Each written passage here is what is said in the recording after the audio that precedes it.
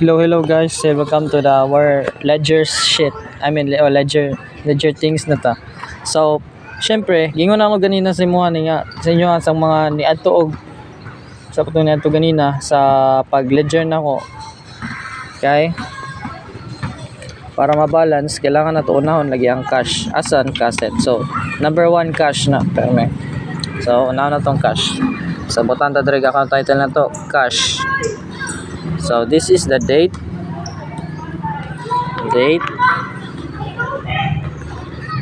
then explanations,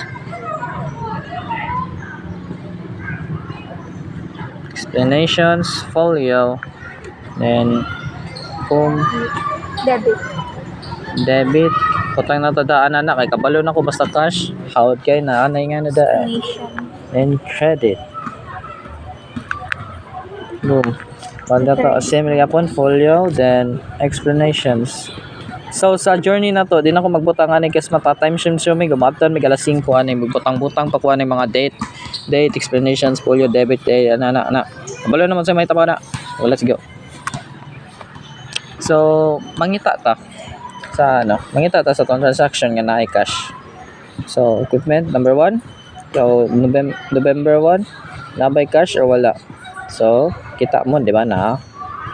So, pila may worth ana? Debit, 50,000. So, 50,000. So, debit, 50,000. Ibutan na ito 300. 50,000. Oh yeah, forgot nga. Kailangan po nga ito pesos each debit and credit for isa lang only.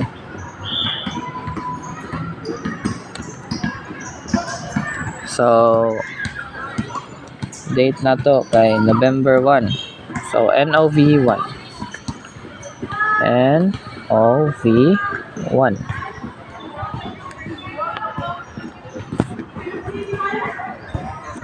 So, it's worth 50,000. So, extensive explanation na to, ana. Well, nagingon na da. Initial investment gikan. So, patang punta dere, initial investment. Initial investment.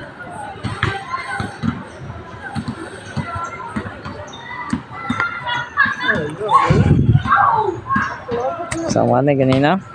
So, ato na po ta sa November 2 kung nabay cash. Shut up. Na sa debit na to kay rent expense. So, credit, cash. So, instead na debit na itong ibutang na to siya sa credit. Kasi sa journal, ibutang na to siya as sa credit side. So, forgot to tell you guys nga nasa folio debit nga dito tog pay J as a journal, then page 1. Ito, journal, then page 1. So, atong date, ang date na itong imo is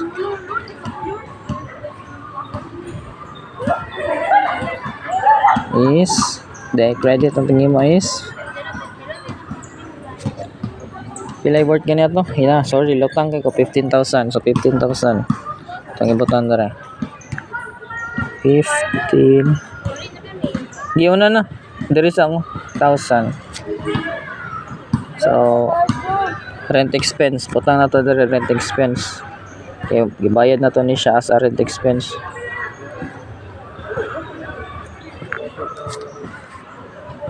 Ay, pwede man ani. Ani balik ta ana. Rent expense gamay dapat kay explanation man din. Dapat ta mag-start ta rent expense. 15,000. So, gano'n siya sa game mo. November and 2.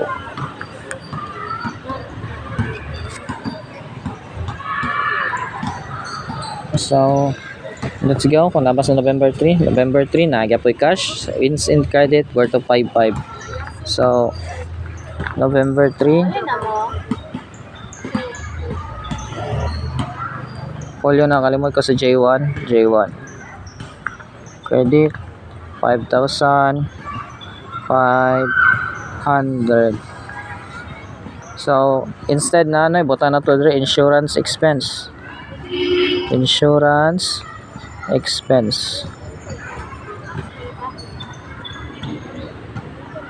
Diba? Ito extra expense. So, butang na po dre So ato nag-pay na sa November 5. So na cash wala, thankfully wala. So November 8 na cash. So in the debit side it's 28,000 plus 28,000.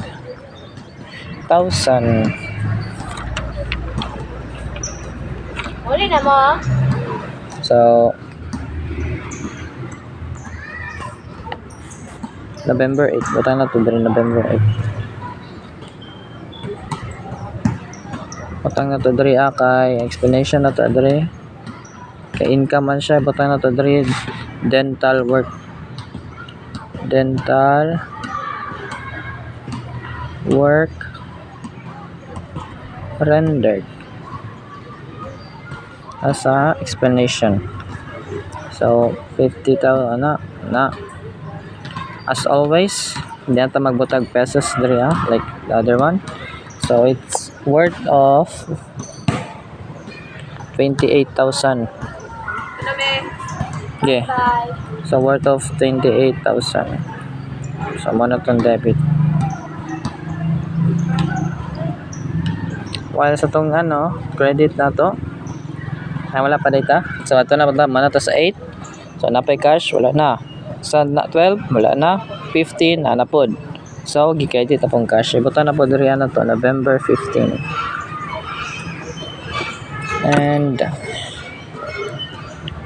And dira aboy. So salaries expense na po ni 5,000. So 5,000 nga J1 na tagata na J5,000 J1. Matang na to dari salary expense. Salary na lang. Salary expense or salaries expense parera na. So salary expense. Pag title dari. November 15. Ano butan ta po dra. So diri ana pod accounts payable cash. Butan nakakita naman tara partial payment no.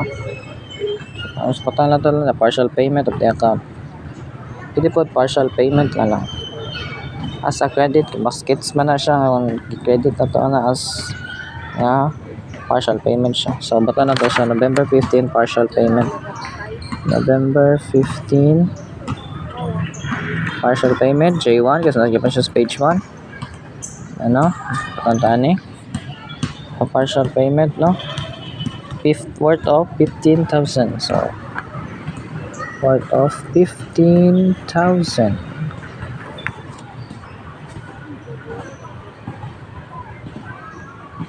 Then worth of 15,000 maging accounts receivable na siya. Ay no. Buta na tangan okay. Partial payment gingo gipabalik-balik na kuan ba. Buta to partial payment. Samara na. Then ato na punta sa ato ang kuan 22. So na po yung cash, debit na po nato siya as a 29,000. So November 22 ay tabo nga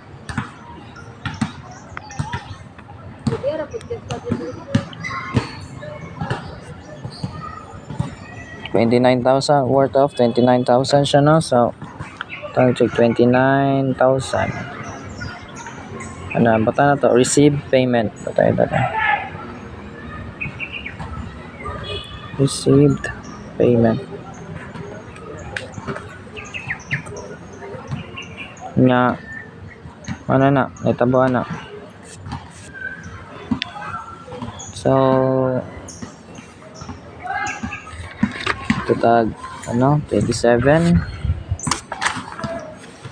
So page 2 na ta. Sama na ta sa J1 no, J2 na pud ta. So sa J2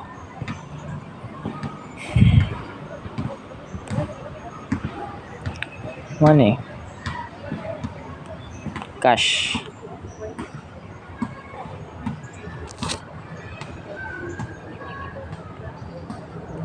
Pwede na tong cash na po. November 27.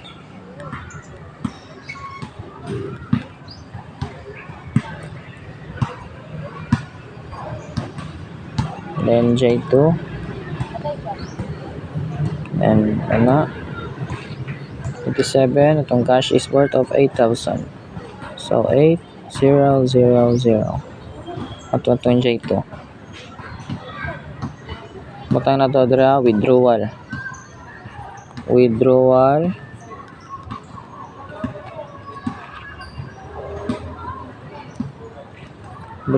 of cash.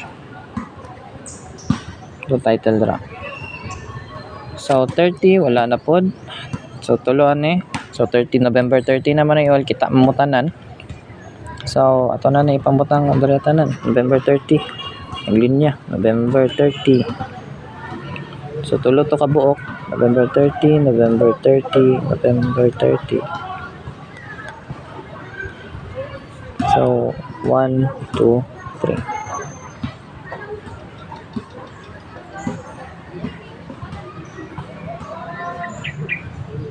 So 100, so 5,000. So pinakauna tong ano, salary expense 5,000. So salary expense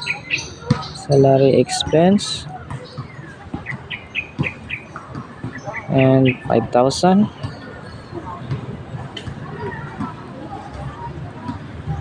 Then utilities expense 7,000.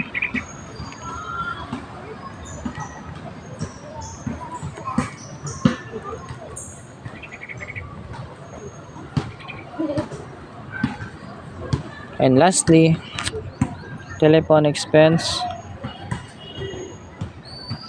1,750.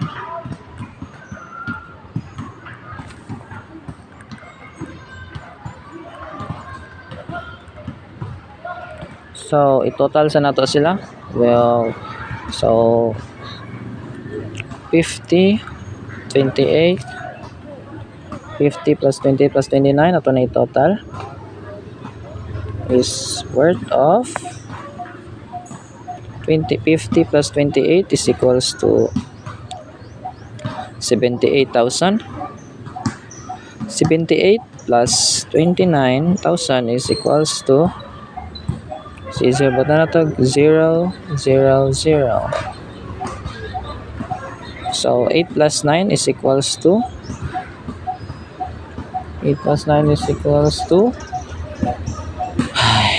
17. So 17. So ibutan tag 7 carry 1.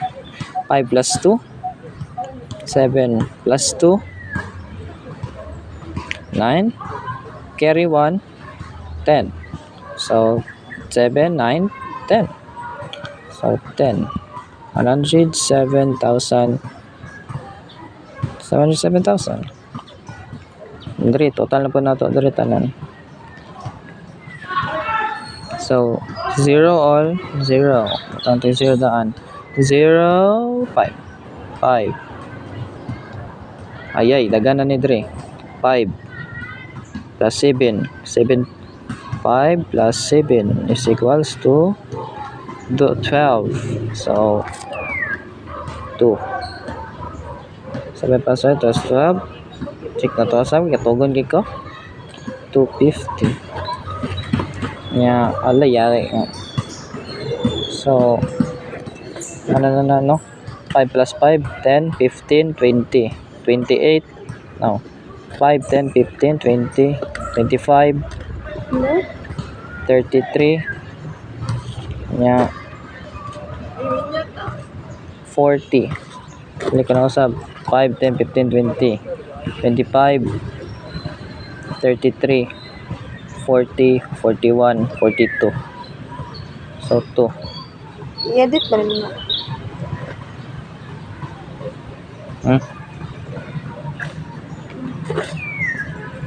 So 1 plus 4 maging 50. 52,000 to 50.